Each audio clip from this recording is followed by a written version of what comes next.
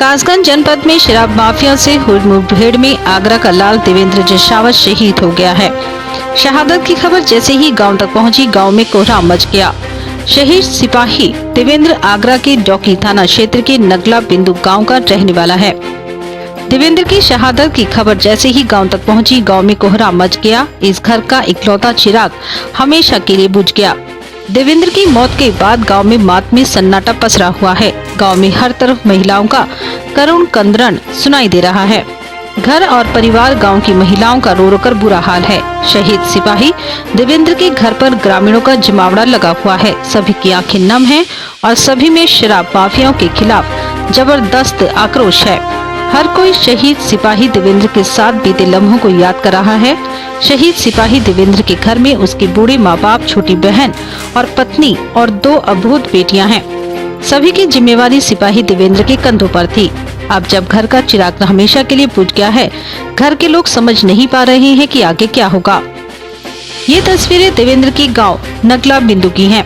इसी गांव में सिपाही देवेंद्र पला बड़ा और वर्ष 2015 में देवेंद्र पुलिस में भर्ती हो गया। कानपुर देहात में पोस्टिंग के बाद देवेंद्र का तबादला कासगंज में हुआ और तभी से देवेंद्र कासगंज में पूरी मुस्तैदी से अपनी ड्यूटी को अंजाम दे रहा था। देर रात सिपाही देवेंद्र और दरोगा अशोक कुमार शराब माफिया को पकड़ने के लिए दबिश देने गए थे, जहां शराब माफिया ने दोनों को घेर दिया और बेरहमी से सिपाही देवेंद्र को मौत के घाट उतार दिया। देवेंद्र की शहादत पर गांव में गम है और शराब माफियाओं के प्रति गुस्सा। गांव के लोगों ने शराब माफियाओं के खिलाफ कठोर कार्रवाई किए जाने की मांग सरकार से की है और साथ ही यह भी मांग उठाई है कि शहीद सिपाही देवेंद्र के नाम पर सड़क और पुल का निर्माण किया जाना चाहिए। गांव में शहीद सिपाही देवेंद्र की याद में शहीद स्मारक का निर्माण करवाया जाना चाहिए। शहीद सिपाही देवेंद्र के बारे में जानकारी देते हुए परिवार और गांव के लोगों ने बताया कि देवेंद्र काफी मिलनसार था और हमेशा फर्ज के लिए अपनी जान कुर्बान करने की बात कहता था। देवेंद्र की शहादत पर गांव में गम का माहौल है। नगला बिंदु बरौली गुजर से निवास करता हूं, मैं यहीं का रहने वाला हूं। ये देवेंद्र जसावत बहुत ही वीर लड़का था। अभी नौकरी लगी थी और ये शहादत को सलाम करके चला गया।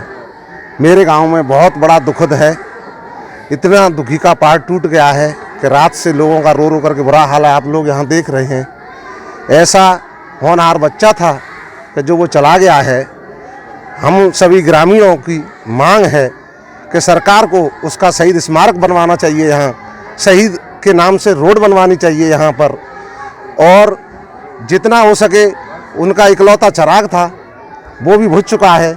न उनका कोई बच्चा है, 2 बेटियां हैं शादी के लिए। देवेंद्र जसावत अपनी छोटी छोटी मासूम बच्चियों को छोड़ गया है, बेटा कोई है नहीं। ऐसा भगवान ने किया है कि पूरे गांव पर पहाड़ टूट चुका है।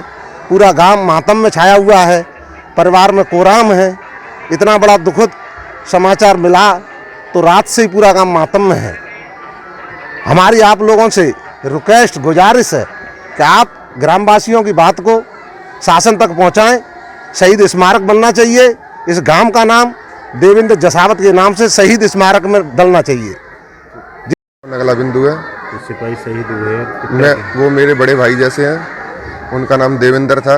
उन पे 2 बेटियां हैं। एक बेटी 3 वर्ष की है, एक बेटी 3 महीने की है, और इनका कोई दूसरा भाई नहीं था। इनकी एक छोटी बहन है जिसकी भी शादी नहीं हुई है। उसकी शादी 2 मई की तय हुई थी, लेकिन शादी से पहले ही वो चल बसे। ये हमारे पूरे गांव के लिए बेहद दुख की सूचना है और ये बहुत ही दुख की घड़ी है। हम सरकार से विनती करते हैं कि इस परिवार का जितना भी बने उतना सहयोग करे और इस शहीद परिवार की मदद करे। और हमारा गांव इस समय पूरे दुख में डूबा हुआ है। हमें अत्यंत दुख है। इस पीड़ित परिवार की सहायता होनी चाहिए। हम आप सभी से विनती करते हैं कि जितना हो सके आप इस पीड़ित परिवार की सहायता करवाइए और मुआवजा दिलवाने की कोशिश करें।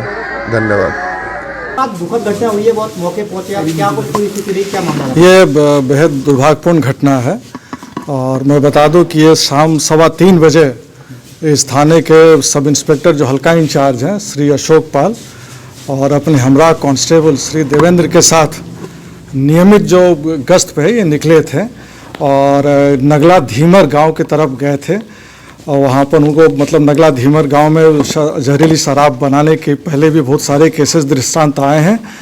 और उसके बाद करीब 6:30 बजे थाने पे किसी ने सूचना दी यहाँ के क्षेत्राधिकारी को कि वहाँ यहाँ के हल्का इंचार्ज और वहाँ यहाँ जो उनके हमरा कांस्टेबल थे उनके साथ मारपीट की गई है। तत्काल पुलिस फोर्स सिरपुरा से और अगल बगल के जनपदों से वहाँ पर मौके पर भेजा गया। तो कटरी काली नदी की जो कटरी है उस पर 3 किलोमीटर जो जिधर बहाव है उसके 3 किलोमीटर कटरी में दोनों घायल अवस्था में पड़े थे। कुछ देर के बाद तत्काल उनको वहाँ से उठा के उपचार के लिए जिला जनपद के लिए आया जा रहा था। रास्ते में हमारे कांस्टेबल की डेथ हो गई और प्राथमिक उपचार के बाद हल्का इंचार्ज दरोगा श्री अशोक पाल जी को यहाँ से प्राथमिक उपचार के बाद अलीगढ़ भेज दिया गया। हमारे एडिशनल एसपी उनको साथ लेकर अलीगढ़ गए थे। वहाँ पर सारे अधिकारी मौजूद हैं। मेडिकल कॉलेज में उनका इलाज चल रहा है। और ये पूरी घटना के बारे में जब दरोगा जी थोड़े होश में आएंगे तब उनसे पूरी वाक़यात किस परिस्थितियों में ये घटना हुई उसके वाक़यात के बारे में पता चलेगा। सर क्या सर क्या नाम था उनका? क्या बोले? आरोपी सर कौन है? आरोपी नहीं, आरोपी बता रहे हैं कि उस नगला धीमर जो गांव है उससे जहां घटना तो हुई वहाँ उस गांव से करीब 4 किलोमीटर दूर पे हुई है, कटरी में हुई है। बिल्कुल सुनसान कटरी है। ये घटना स्थल तो कटरी की है। बता रहे हैं कि दरोगा जी जो जिस समय उनको वहाँ से लाया जा रहा था तो रास्ते में उन्होंने कुछ बातें बताई। उन्होंने कहा कि मोती धीमर है उस गांव में, उस पर इस थाने का एचएस है और उस पर 11 मुकदमे चल रहे हैं। 11 मुकदमे उस पर हैं और एक मुकदमे में वांछित था। उसकी 82-83 भी 9वें महीने में हो चुकी है, 2020 9वें महीने में हो चुकी थी। तो जैसे जो अन्य तथ्य जो हमें सब इंस्पेक्टर साहब जब ठीक हो जाएंगे, जब बोलने लायक स्थिति में रहेंगे, जो भी अन्य तथ्य हमें प्रकाश में आएगा मैं आपको अवगत कराऊंगा। लेकिन जो जिन्होंने इस दुस्साहसिक कार्य को कृत्य किया है उसके लिए पूरे गांव को घेर के तलाशी अभियान चलाई जा रही है। हमारे रेंज के चारों जनपदों से यहाँ पे शुराग्रस्त अच्छे इंस्पेक्टर 100 सिपाही बुला लिए गए हैं और मैं जिन्होंने इस कार्य को किया है उनकी तत्काल गिरफ्तारी की जाए। क्या सर इन पे सरकारी अपने असलाह भी थे? हाँ, उनका अभी असलाह उनको मिल नहीं पाया है। अब वो बताने लायक स्थिति में नहीं है, लेकिन हम ये मान के चल रहे हैं कि जो दरोगा जी का असलाह वो गुम हो गया है। लगभग कितने लोगों ने घटना को अंजाम दिया? आरोपी रहे होंगे लगभग? वो बता रहे थे कि करीब देखिए वो उनकी तबीयत ऐसी नहीं थी कि उनसे बहुत चीज़ पूछताछ की जा सके, लेकिन उन्होंने बताया कि 4 से 6 लोगों के बीच में। सर आप जो जैसे बता रहे हैं कच्ची शराब का वहाँ पे काम चल रहा था, तो क्या इसमें आगे आबकारी का भी कोई भूमिका नहीं दिखती? नहीं, अभी इस पर कुछ टिप्पणी नहीं कर सकता हूँ। हमारी पहली प्राथमिकता है कि हमारे सब इंस्पेक्टर की जान बच जाए और जिन लोगों ने किया है उनके खिलाफ कड़ी से कड़ी कार्रवाई हो। धन्यवाद। आगरा से परविंदर राजपूत की रिपोर्ट।